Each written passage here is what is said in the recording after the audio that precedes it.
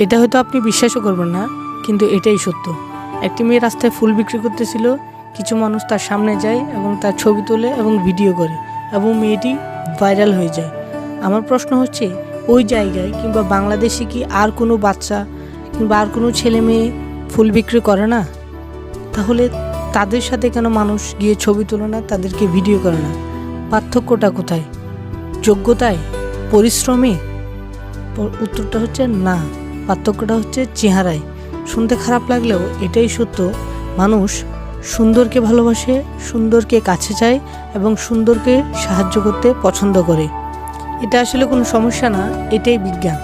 Harvard গবেষক Daniel হ্যামারমেশ তার বিখ্যাত বই বিউটি ফেসে লিখেছেন, দেখতে আকর্ষণীয় লোকেরা তাদের ক্যারিয়ারে 10 থেকে 15% বেশি আয় করে। অর্থাৎ অনেক বেশি সম্ভাবনা আছে আপনি যদি দেখতে সুন্দর হন, আপনার লাইফে আপনি 10 থেকে 15% বেশি আর্নিং করবেন।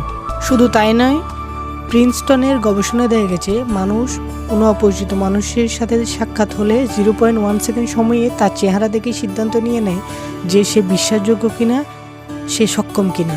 অর্থাৎ আপনি যদি দেখতে সুন্দর হন, মানুষ আপনাকে দেখেই সিদ্ধান্ত নিয়ে নেবে আপনি ভালো মানুষ, আপনি যোগ্য এবং আপনি কর্মক্ষম।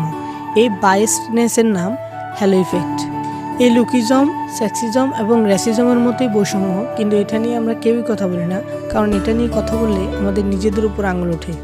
কমেন্ট করে জানতে পারেন আপনি এই লুকিজমের কারণে আপনার লাইফে কখনো ভিকটিম হয়েছেন কিনা, এবং শেয়ার দিস ভিডিও যদি আপনি আমার সাথে একমত হয়ে থাকেন।